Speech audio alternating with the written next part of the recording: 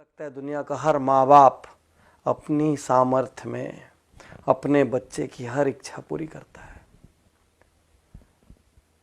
फिर बच्चे ऐसा क्यों करते हैं? एक दिन जब वो बड़े हो जाते हैं तो वो अलग घर बसाने की क्यों सोच लेते हैं?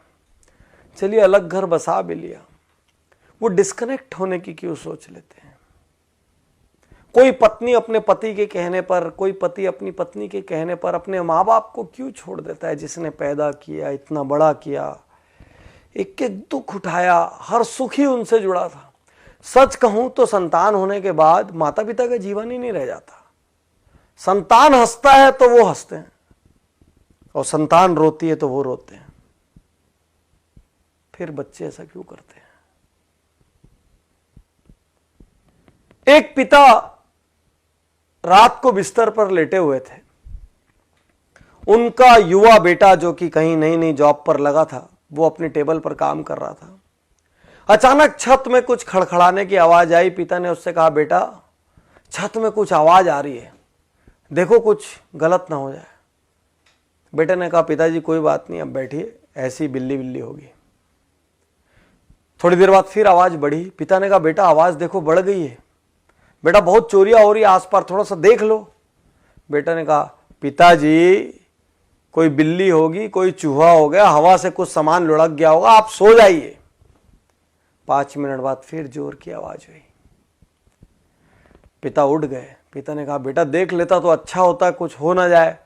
और बच्चा जोर से भड़क के कहता है, आपको तो नींद आती नहीं है, आपको क्या है, दिन भर आप सोते रहते हो, आपको कोई काम है नहीं, मुझे तो काम करने दो।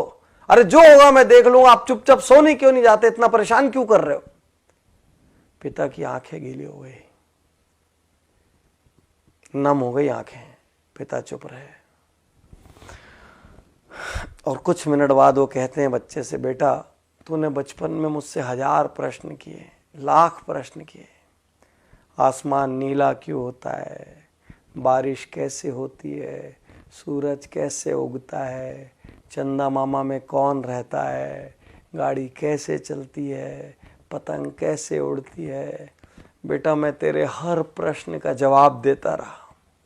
कभी नहीं जानता था तो झूठ मूठ का देता रहा, कभी कहीं से पूछ के देता रहा, कहीं से पता करके देता रहा। बेटा मैं तेरे पर कभी गुस्सा नहीं हुआ कि आसमान नीला क्यों होता है तो तेरे को क्या करना है उससे।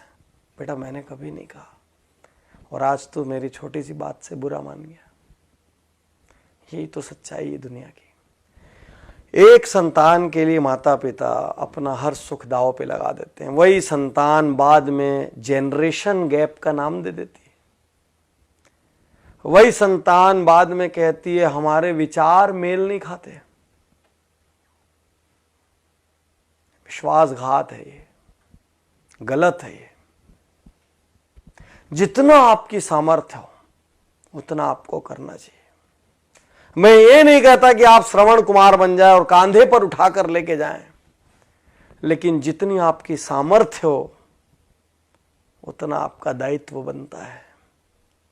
और आपके माता पिता मॉडर्न नहीं है तो संकोच मत करिए। वो मॉडर्न इसलिए नहीं है क्योंकि वो उतने समृद्ध नहीं थे, उनके पास वो लग्जरीज नहीं थी, उनको इंग्लिश बोलना नहीं आता तो शर्म मत करिए, क्योंकि उस समय इंग्लिश मीडियम स्कूल नहीं थे, और थे भी तो उनकी क्षमता नहीं थी।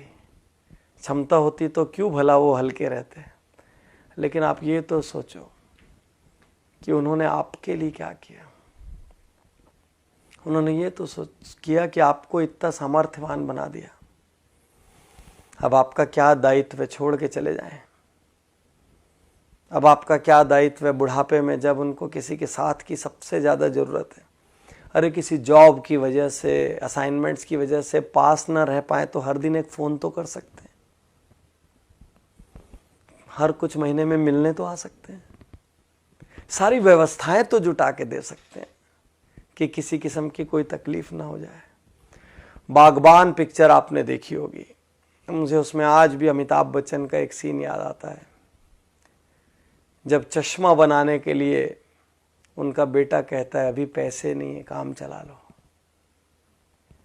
और छोटा सा बच्चा पैसे ला के देता है कि पापा पहले, दादाजी पहले चश्मे बनवा लो।